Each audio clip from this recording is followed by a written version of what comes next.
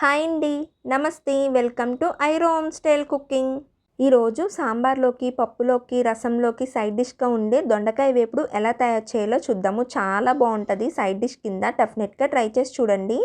పెళ్ళిళ్ళలోని, ఫంక్షన్స్లోని పెడతారు కదా, సేమ్ అలాగే ఉంటుంది టేస్ట్ అనేది. డెఫినెట్గా ట్రై చేసి చూడండి. ఇంకా లేట్ చేయకుండా ఎలా తయారు చేయాలనేది చూద్దాము. ముందుగా బౌల్లోకి 2 స్పూన్లు కార్న్ఫ్లోర్ వేసుకుంటున్నాను. అలాగే 2 స్పూన్లు శనగపిండి వేసుకుంటున్నాను. హాఫ్ స్పూన్ పసుపు వేసుకుంటున్నాను. 2 స్పూన్లు కారం వేసుకుంటున్నాను. 1 టీ స్పూన్ అల్లం వెల్లుల్లి పేస్ట్, రుచికి సరిపడ సాల్ట్, 2 స్పూన్స్ జీలకర్ర ధనియాల పొడి వేసుకుంటున్నాను. 1 స్పూన్ గరం మసాలా వేసుకొని పొడులన్నీ కలిసేలాగా ఒకసారి స్పూన్తో కానీ చేత్తో కానీ కలుపుకుందాము. పొడులన్నీ కలిసేలాగా ఒకసారి చేత్తో బాగా కలుపుకుందాము. కలుపుకున్నాం కదా, ఇప్పుడు నేను ఇందులోకి అరకిలో దొండకాయలు నీట్గా కడిగి వాష్ చేశాను. ఈ విధంగా కట్ చేసుకొని ముక్కలన్నీ అందులో వేసుకున్నాను, దొండకాయ ముక్కలు. ఇప్పుడు ఒకసారి వాటర్ వేయకుండా పొడులన్నీ కలిసేలాగా మొత్తం అంతా బాగా కలుపుకుందాము. ఇప్పుడు నేను ఇందులోకి వాటర్ వేసుకుంటున్నాను. వాటర్ అనేది కొంచెం కొంచెంగా వేసుకుంటూ మొత్తం కలిసేలాగా కలుపుకుందాము.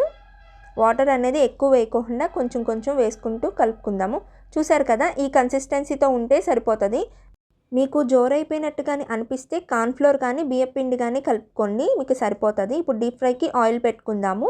ఆయిల్ హీట్ అయిన తర్వాత దొండకాయ ముక్కలు ఒక్కొక్కటిగా వేసుకుంటూ మనం ఫ్రై చేసుకుందాము. ఫస్ట్ మంట అనేది మీడియం ఫ్లేమ్లో పెట్టేసుకొని ముక్కలు ఒక్కొక్కటిగా వేసుకుంటూ ఫ్రై చేసుకుందాము. వేసిన వెంటనే కదుపుకోకుండా కొంచెం కాలిన తర్వాత అప్పుడు టర్న్ చేసుకుంటూ ఫ్రై చేసుకుందాము. ఇప్పుడు ఫ్రై అయినాయి కదా, ఇప్పుడు అటువైపుకి టర్న్ చేసుకుంటూ ఫ్రై చేసుకుందాము.